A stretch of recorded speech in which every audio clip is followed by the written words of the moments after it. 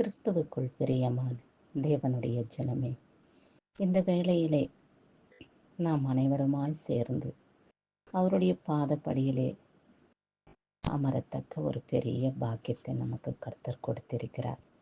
அவருடைய பரிசுத்த நாமத்துக்கு கொடான கோடி ஸ்தோத்திரம். பரிசுத்த ஆவியானவர் நம்மை வழிநடத்த அவரை நாம் அண்டியிருப்போம். அவரையே நாம் நோக்கி பார்ப்போம். அவருடைய பாதத்திலே அமர்ந்து நல்ல பங்கு பெற்றுக்கொண்டு இந்த கொடூரமான பூமியிலே உலக மக்கள் மத்தியிலே நாம் ஜாக்கிரதையாய் ஆசீர்வாதமாய் ஞானமாய் வாழ்ந்திட கர்த்தருடைய கிருபை நமக்கு வேண்டும். அவருடைய கிருபை மாத்திரம் நமக்கு இல்லை என்றால் நம்முடைய வாழ்க்கைக்கு அர்த்தமே இல்லாமல் போய்விடும். ஆனால் அவர் கிருபை மாத்திரம் நம்மோடு இருந்தால் பிறர் ஆச்சரியப்படக்கூடிய அளவுக்கு நம்முடைய வாழ்க்கையை கர்த்தர் மாற்றுவார். கடந்த 7 மாதங்களாக நம்மை கர்த்தர் கண்ணின் மணி போல பாதுகாத்து கொண்டு வந்தார். இதோ இந்த 8வது மாதத்தை கூட துவங்க அவருடைய கண்களிலே நமக்கு கிருபை கிடைத்த தயவுக்காக அவரை நன்றியோடு கூட ஸ்தோத்திரிப்போம். இந்த மாதம் முழுவதுமாய் அவர் நம்மை பாதுகாக்க, அவருடைய இரத்த கோட்டைக்குள்ளே நம்மளை மூடி மறைக்க, அவருடைய நிழலிலே நாம் சேர்ந்து புகலிடம் பெற கர்த்தர் நமக்கு தயவு புரிவாராக. கர்த்தருடைய வேதத்தை நாம் வாசிப்போம். அவர் நமக்காக என்ன வார்த்தை கொடுக்கப்பட்டிருக்கிறார் என்று தியானிப்போம். நம்முடைய கூடாரம் சமாதானத்தோடு இருக்க காண்பீர். உம்முடைய வாசஸ்தலத்தை விசாரிக்கும் பொழுது குறைவை காண மாட்டீர் என்று யோபு 5ஆம் அதிகாரம் 24வது வசனத்திலே இப்படியாய் சொல்லியுள்ளது. என் சகோதரனே, என் சகோதரி, எவ்வளவு மகிமையான வார்த்தையை கர்த்தர் இந்த புதிய மாதத்திலே புதிய நாளிலே நமக்கு கொடுத்திருக்கிறார் என்பதை சிந்தித்து பாருங்கள்.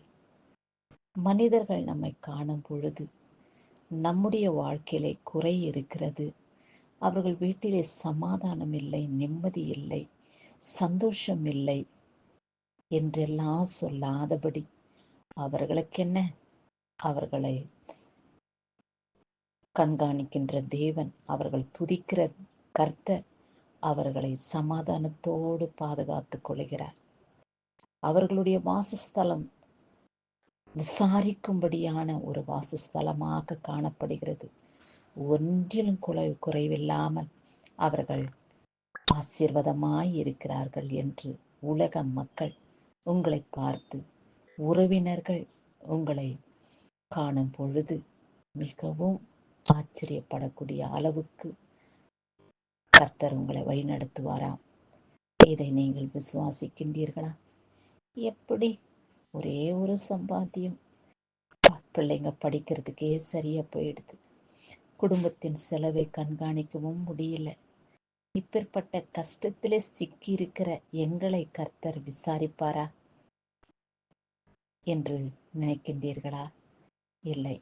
கர்த்தரை நோக்கி பார்க்கிறவர்கள் பிரகாசம் அடைவார்கள் என்று வேதம் சொல்லி உள்ளது. அப்படியாய் உங்களுடைய வாழ்க்கையும் உங்களுடைய முகமும் பிரகாசமாக உலக மக்களுக்கு காணப்பட உங்களை அதிசயமாக நடத்துவார். அவர் அதிசயமான கர்த்தர், அவர் ஆச்சரியமான தேவன். இப்படியாய் அவருக்கு பல பெயர்கள் உண்டு. அந்த பெயர்கள் எப்படி காணப்படுகிறதோ அப்படியாக அவருடைய பிள்ளைகளையும் அவர் வழிநடத்த, விசாரிக்க, சந்தோஷப்படுத்த, ஆசீர்வாதமாய் வைக்க அவர் நம் மேலே நோக்கமாயிருக்கிறார்.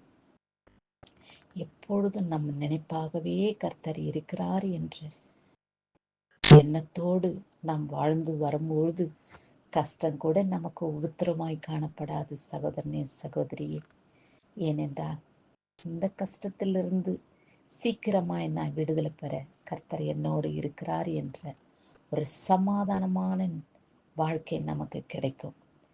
விசுவாசிக்கின்றீர்களா? விசுவாசித்தால் தேவனுடைய மகிமை காண்பீர்கள். கிறிஸ்துவுக்கே மகிமை உண்டாகட்டும். ஆமேன்.